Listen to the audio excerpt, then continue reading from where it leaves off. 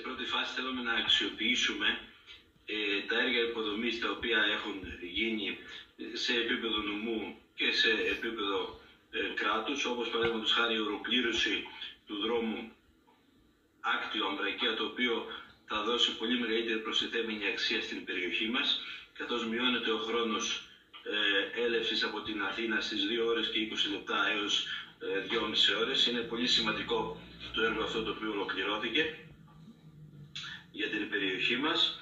Δίνουμε προτεραιότητα στις υποδομές, ώστε να ολοκληρωθούν σημαντικά έργα υποδομών όπως βιολογικοί καθαρισμοί και έργα ίδρυυσης.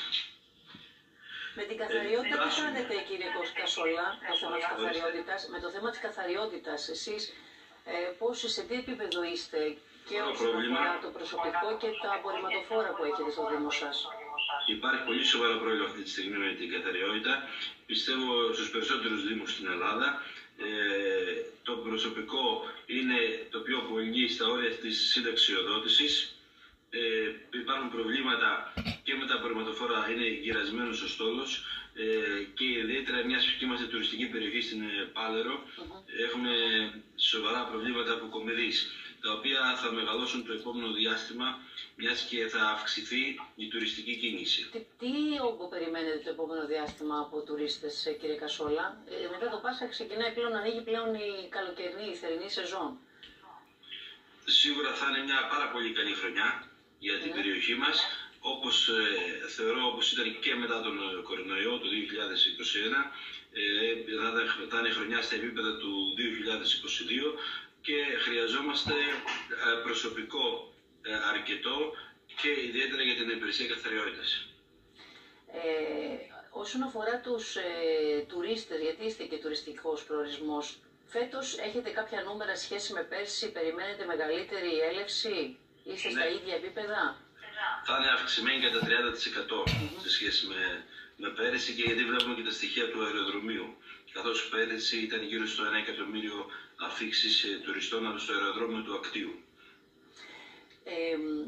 Τι προοπτικές υπάρχουν τώρα? Θέλω να μου πείτε για τις προοπτικές ανάπτυξης περαιτέρω του Δήμου τουριστικά, αλλά και τι προοπτικές ανάπτυξης σε υποδομές, σε έργα που πρέπει να γίνουν μέσα στην περιοχή του Ακτίου και της Βόνιτσας? Αυτή τη στιγμή έχουμε υποκατασκευή το τουριστικό γυροβόλιο Βόνιτσας, που αφορά 106 θέσεις σκαφών. Σκεφτόμαστε την επέκτασή του με την αναθεώρηση των μελετών, ώστε να φτάσει στις 270 θέσεις σκαφών. Πιστεύω ότι μέσα στον χρόνο θα δημοπρατήσουμε και την Μαρίνα Παλαίρο, η οποία είναι γύρω στις 400 θέσεις, και οριμάζουμε και για τα επόμενα χρόνια μελέτες για νέα Μαρίνα. Είναι πολύ σημαντικό για την περιοχή μας η ανάπτυξη για του τουρισμού διαθαλάσσης. Δεύτερον, το οποίο πρέπει να κάνουμε, αλλά το οποίο είναι εξαιρετικά δύσκολο λόγω γραφειοκρατικών διαδικασιών, είναι η αξιοποίηση της δημοτικής περιουσίας, η οποία δυσκολεύει σε σχέση με αυτά τα οποία οφείλουν να κάνουν οι Δήμοι για να αξιοποιήσουν τη δημοτική περιουσία. Θεωρώ ότι πρέπει το πρόβλημα που είναι δηλαδή, λέτε υπάρχει θέμα στην αξιοποίηση της δημοτικής περιουσίας. Πού κολλάει δηλαδή αυτό το θέμα, για να μας καταλάβουν οι τηλεθεατές μας? Για παράδειγμα, αν θέλει ο Δήμος να αγοράσει μία έκταση από το ελληνικό δημόσιο, δεν μπορεί να την αγοράσει απευθείας, γίνεται μέσω δημοπρασίας της ΕΤΑΔ, του ΤΑΙΠΕΔ ή του φορέα το οποίο θα το έχει. Έτσι. Ούτε αντίστοιχα να εκμισθώσει και κάτι. Είναι πάρα πολύ, οι διαδικασίες είναι χρονοβόρες και οι αδειοδοτήσεις οι οποίες πρέπει να ληφθούν υπόψη.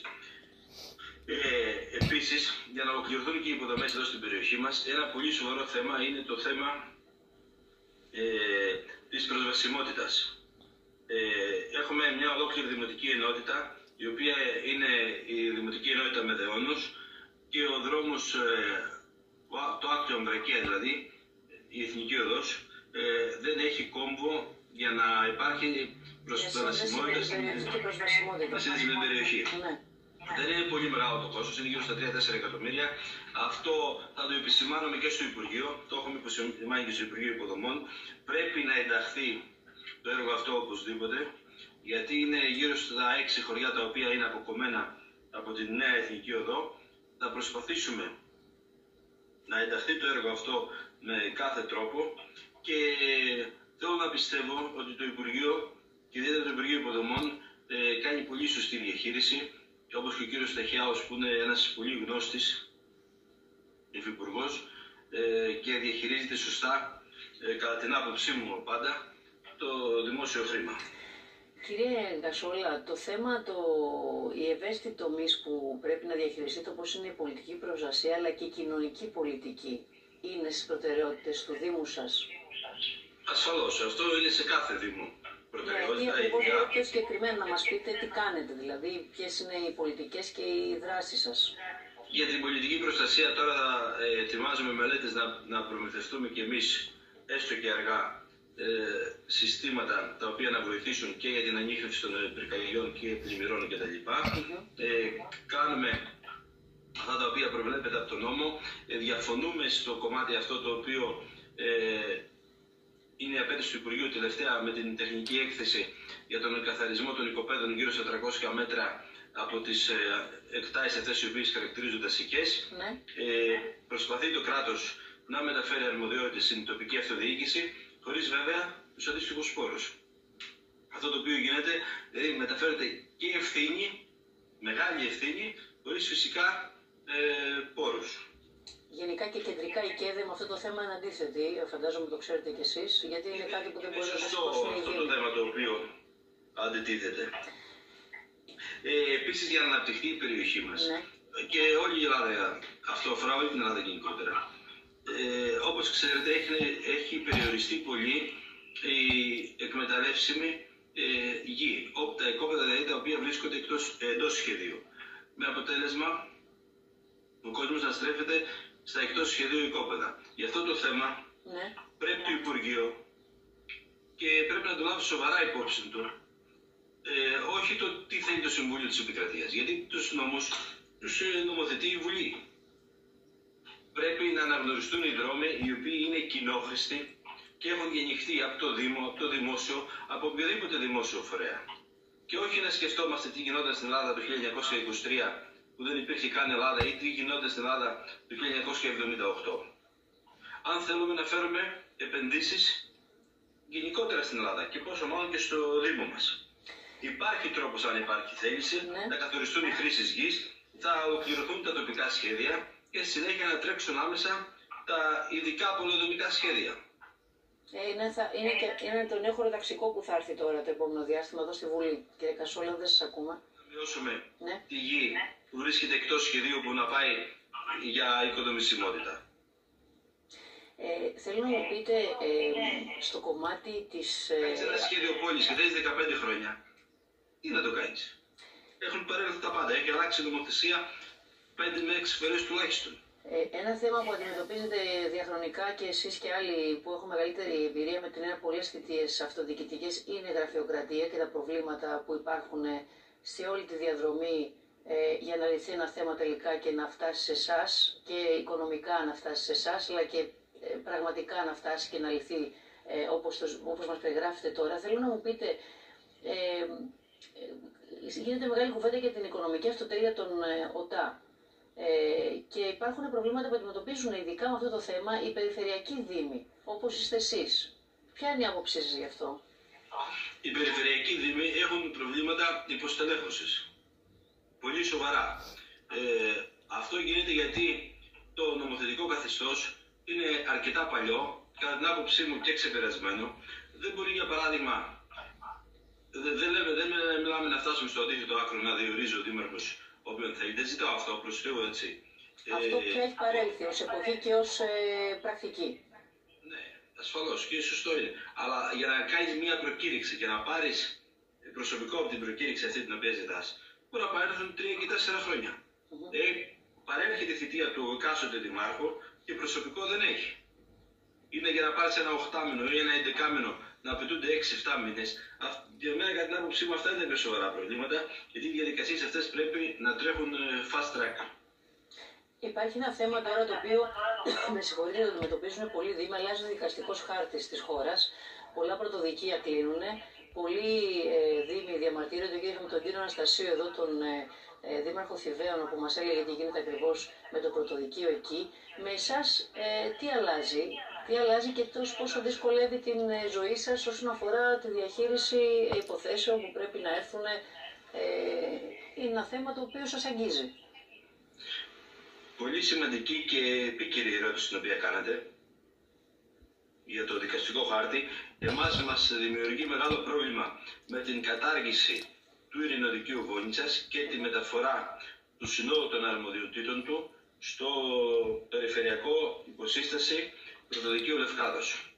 Ο Δήμος μας καλύπτει τρεις δήμους, το Δήμο Κτίου Βόνιτσας, ένα τμήμα του Δήμου Αλυζίας και το νησιωτικό τμήμα του Δήμου Λευκάδος, το οποίο πληρεί όλα τα γεωγραφικά κριτήρια για την ίδρυση περιφερειακού πρωτοδικείου. Δυστυχώς, από την κυβέρνηση δεν ελήφθησαν υπόψη αυτά και από τον αρμόδιο υφυπουργό. Δεν ελήφθησαν υπόψη αυτά, έπρεπε στη Βόνιτσα και ζητάμε να γίνει περιφερειακό πρωτοδικείο, γιατί για παράδειγμα είναι πολύ πιο δυσκολότερο να έρθει κάποιος από τον Κάλαμο, τον Καστό και να πάει στη Λευκάδα από το να έρθει στη Βόνιτσα. Και υπάρχει και αντίστοιχη δικαστική ύλη σε μια τόσο μεγάλη γεωγραφική περιοχή για να μπορέσει να υποστηριχθεί το περιφερειακό πρωτοδικείο μέτρα τη Βόνιτσα. Και το ζητάμε εντόνως αυτό. Είναι ένα θέμα το οποίο απασχολεί όλη την τοπική κοινωνία. Είναι ένα θέμα το οποίο αποψηλώνει τις δημόσιες υπηρεσίες που υπάρχουν στο Δήμο μας και θεωρώ ότι είναι σε λάθος κατεύθυνση. Αν ήθελε το Υπουργείο να κάνει ένα διάξοδο δικαστικό χάρτη, θα έπρεπε να κάνει σε πιο μεγάλες περιοχές. Εσείς στην Επιτροπή που θα υπάρξει επεξεργασία και θα κληθούν και οι εξοκοινοβουλευτικοί φορείς να καταθέσουν τις απόψεις, να συμμετάσχετε? Γιατί είναι τώρα σε επεξεργασία το νομοσχέδιο. Αυτό θα έρθει, ξεκινάει εδώ στη Βουλή η συζήτηση του στην αρμόδια επιτροπή, όπου εκεί θα ακουστούν και οι ενστάσεις και όσοι δήμοι και δήμαρχοι έχουν αντίρρηση στο να μεταφερθεί το πρωτοδικείο τους. Ασφαλώς. Θέλω να μου πείτε για το θέμα του τουριστικού μπραντ της περιοχής. Είστε κι εσείς μια περιοχή όπου προσελκύεται πολύ κόσμο, ειδικά σκάφη που μας ακούσαμε νωρίτερα, ετοιμάζετε υποδομές για να υποδεχθείτε ακτοπλοϊκό τουρισμό. Τι άλλο θα κάνετε, ποιες πρωτοβουλίες άλλες παίρνετε όσον αφορά το τουριστικό κομμάτι της περιοχής σας? Ένα πολύ σημαντικό κομμάτι για την περιοχή μου είναι το αεροδρόμιο του Ακτίου, το οποίο αεροδρόμιο πρέπει να αξιοποιηθεί στο μέγιστο δυνατό βαθμό. Για να αξιοποιηθεί όμως αυτό, πρέπει από και προς το αεροδρόμιο να υπάρχει κατάλληλη πρόσβαση. Δηλαδή είναι να το πω, η αιχμή του δώρατος της ανάπτυξης της Οτλοκορδανίας αυτή τη στιγμή. Και πρέπει ο δρόμος που συνδέει το Άκτιο, το αεροδρόμιο με το Πλατιγιάλι, με το υποδημιουργία λιμάνι του Πλατιγιαλίου, να είναι κατάλληλος με διεθνείς προδιαγραφές. Δεν μπορεί να είναι ένας δρόμος που ανάγεται το 1969-68, πλάτους 5,5-6 μέτρων, επικίνδυνος, και στον οποίο υπάρχουν ήδη απαλωτριώσεις. Άρα εσείς ζητάτε το αεροδρόμιο του Ακτίου να έχει και πρόσβαση και καλύτερη και οδική πρόσβαση, εννοείται, έτσι, οι δρόμοι δηλαδή να φτιαχτούν και να αξιοποιηθεί πώς? Από το Άκτιο προς την Πάδερο, τουλάχιστον αυτό το κομμάτι. Και αν υπάρχει δυνατότητα, ασφαλώς να πάει και μέχρι το Πλατιγιάλι. Το πιο τουριστικό κομμάτι της Οτλοκορδανίας είναι η Πάδερος και η Ποπονιά αυτή τη στιγμή. Και δεν υπάρχει προσβασιμότητα, μιλάμε για έναν δρόμο των 5,5-6 μέτρων. Αυτό είναι και θέμα περιφέρειας και θέμα κεντρικού κράτους. Όσον αφορά... Τη στιγμή που αν θέλετε, αυτή τη στιγμή σκέφτονται στο Υπουργείο και έχει δημιουργηθεί και ολόκληρο θέμα με το δρόμο Αγρίνιο Καρπενήσι. Στο δρόμο αυτό είναι γύρω στα 150 εκατομμύρια το κόστος του. Είναι ένας δρόμος, κατά την άποψή μου πάντα, στη μέση του πουθενά, αποσπασματικός, τον οποίο εγώ δεν βλέπω καμία αναγκαιότητα να γίνει αυτός ο δρόμος, τουλάχιστον αυτή τη στιγμή. Δεν μιλάμε για αργότερα. Για αργότερα μπορεί να γίνει. Δεν υπάρχει χρονοδιάγραμμα στο έργο αυτό, δεν υπάρχει ολοκληρωμένη μελέτη και δεν υπάρχει και μελέτη κόστους-οφέλους. Δηλαδή το Υπουργείο για να πετάξει, κυριολεκτικά να πετάξει αυτή τη στιγμή, 150 εκατομμύρια στον δρόμο αυτό, πρέπει να το σκεφτεί πολύ σοβαρά υπόψη του. Και το σκέφτεται πολύ σοβαρά ο αρμόδιος υφυπουργός και γι' αυτό είναι κάπως περιορισμένα τα χρήματα. Υπάρχουν πάρα πολλοί τομείς στους οποίους μπορεί να διαθέσει το κράτος τα λεφτά του ώστε να αξιοποιηθούν και να έχει και το κράτος για μένα, αν θέλετε, ανταπόδοση σε αυτό το κομμάτι. Να υπάρχει όφελος για την τοπική κοινωνία. Εναλλακτική υπάρχει σε αυτό που λέτε. Εναλλακτική υπάρχει σε αυτό που λέτε. Λέτε δεν υπάρχει ανάγκη για αναγκαιότητα κατασκευής του δρόμου Αγρίνιο Καρπενήσι. Μπορεί σε 5 χρόνια, σε 10, να κατασκευαστεί και αυτός ο δρόμος. Δεν είναι όμως προτεραιότητα ο δρόμος αυτός. Από τη στιγμή που δεν έχουμε δρόμο να συνδεθεί το παραλιακό κομμάτι της Λοκαρδανίας με το αεροδρόμιο. Μάλιστα. Θέλω να μου πείτε, κύριε Κασόλα, το κομμάτι των ΑΠΕ που το συζητήσαμε και νωρίτερα με τους δημάρχους εδώ, τον κύριο Μπιζά και τον κύριο Αναστασίου, των ανανεώσιμων πηγών ενέργειας. Πάρα πολλές περιοχές και ορεινές αλλά και νησιά έχουν μπει σε αυτή τη φιλοσοφία και σε αυτές τις εναλλακτικές μορφές ενέργειας, έχοντας μάλιστα κάποια νησιά όπως η Χάλκη και 100% αυτονομία ενεργειακή μέσω αυτών των μεθόδων. Εσείς αυτό το δρόμο, να το πω έτσι, έχετε μπει? Εμάς είναι σε πολύ αρχικό στάδιο επενδύσεις σε ΑΠΕ αυτή τη στιγμή, με μόλις 2 εταιρείες οι οποίες έχουν ήδη δραστηριοποιηθεί στην περιοχή μας, τα οποία είναι σε λειτουργία τα αιωλικά αυτά πάρκα. Είναι μια περιοχή η οποία θα μπορούσατε να είχατε ανανεώσιμες, δηλαδή θα μπορούσατε να είχατε φωτοβολταϊκά, ανεμογεννήτριες. Φωτοβολταϊκά υπάρχουν σε μεγάλο βαθμό, βέβαια υποτίθεται με όρους βιωσιμότητας, οι οποίοι σέβονται το περιβάλλον, σέβονται τη χλωρίδα, τη φυσιογνωμία της περιοχής. Ναι, και τη γεωμορφολογία της περιοχής, έτσι, χωρίς την μεγάλη αλλίωση του φυσικού περιβάλλοντος. Πάμε λίγο τώρα στο θέμα του ψηφιακού μετασχηματισμού. Πολύ της μόδας, θα ακούτε πάρα πολύ. Πολλοί δήμοι καταθέτουν προτάσεις για να μετασχηματιστούν. Κάποιοι είναι πολύ πίσω, κάποιοι έχουν προχωρήσει αρκετά, όπως είναι τα Τρίκαλα, που είναι και ένας δήμος πρότυπο όσον αφορά όλα τα νέα που πρέπει να εφαρμοστούν στους δήμους, τις νέες πρακτικές, καλές πρακτικές που πρέπει να εφαρμοστούν στους δήμους. Εσείς, στον ψηφιακό μετασχηματισμό, πού βρίσκεστε? Εμείς έχουμε υποβάλει πρόταση για ψηφιακό μετασχηματισμό του Δήμου. Αναμένουμε την έκδοση αποτελεσμάτων και την αξιολόγησή της. Και τι θα περιλαμβάνει? Όταν λέμε ψηφιακός μετασχηματισμός, θα φτιάξετε κάποιες εφαρμογές ενδεχομένως που θα είναι στο site του Δήμου για το Δημότη, να έχει καλύτερη προσβασιμότητα, να μειωθεί η γραφειοκρατία ενδεχομένως από κάποιο έγγραφο που χρειάζεται από εσάς, από το Δήμο? Ναι, αυτό υπάρχει ήδη, αλλά θα βελτιώσουμε και θα αυξήσουμε τις δυνατότητες αυτές για τον ψηφιακό μετασχηματισμό του Δήμου μας. Κάτι τελευταίο, κύριε Κασόλα, για να κλείσουμε σιγά σιγά, γιατί μάλιστα και εσείς φαντάζομαι σε πολύ λίγο, σε 2 εβδομάδες έρχεται και το Πάσχα και θα έχετε πολλούς επισκέπτες και που θα παραθερήσουν στην περιοχή και ακόμα και οι τουρίστες αρχίζουν σιγά σιγά και έχουν έρθει ήδη στη χώρα. Να κλείσουμε το κομμάτι των υποδομών των οδικών, δηλαδή το δίκτυο, το οδικό στην περιοχή σας. Τι ανάγκες έχει και αν είστε εσείς ικανοποιημένος?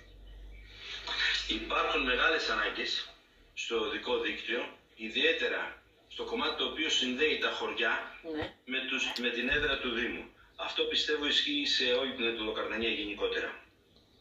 Είναι ένα σημαντικό κομμάτι το οποίο πρέπει να το προσέξει αυτό και η περιφέρεια και το κεντρικό κράτος. Για παράδειγμα, οι επαρχιακοί δρόμοι οι οποίοι συνδέουν, και πρέπει να προσέξουμε και τα χωριά μας, γιατί ένας από τους λόγους που περιμένουν τα χωριά είναι η προσπελασιμότητα. Πρέπει να συνδεθούν για μένα όλα τα χωριά με την έδρα του Δήμου. Δηλαδή, αν για παράδειγμα χάρη για το έργο αυτό που μιλάμε για το Αγρίνιο Καρπενήσι, είναι 150 εκατομμύρια, διαθέσει το Υπουργείο 20 εκατομμύρια σε κάθε Δήμο της Λοκαρδανίας ή στην περιφέρεια, έτσι, όχι σε Δήμο, στην περιφέρεια. Γιατί είναι αρμοδιότητα της περιφέρειας στο επαρχιακό δίκτυο. Να γίνουν οι δρόμοι αυτοί, νομίζω ότι θα είναι πολύ περισσότερα τα ωφέλη. Δεν λέω ότι φτάνουν, Απλά θα γίνει ένα αρχικό ξεκίνημα. Θα ξεκινήσουν να υπάρχουν κάποιες υποδομές να φτιάχνονται σιγά σιγά τα οδικά δίκτυα. Υπάρχουν υποδομές. Και θα είναι άμεση σύνδεση δηλαδή των χωριών με το κέντρο του Δήμου. Γιατί οι δρόμοι αυτοί είναι από το 1968 πιο πολύ. Και με 20 εκατομμύρια, αν θέλετε, φτιάχνεις ένα αρκετό κομμάτι. Δεν λέω ότι το φτιάχνεις όλο, αλλά κάτι ξεκινάς. Να κλείσουμε, Δήμαρχε, με λίγο από Πάσχα. Θέλω να μου πείτε έτσι τι χαρακτηριστικό, παραδόσεις, ήθη και έθιμα έχετε εσείς αυτές τις μέρες του Πάσχα. Τι ήθιστε έτσι να βλέπει ο επισκέπτης στην περιοχή σας.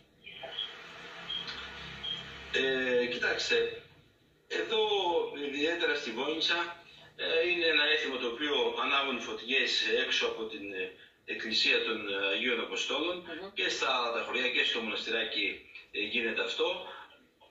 Εντάξει, δεν είναι κάποια ιδιαίτερη εκδήλωση όπως γίνεται, ξέρω εγώ, στα νησιά, με βεγγαλικά και με τα λοιπά.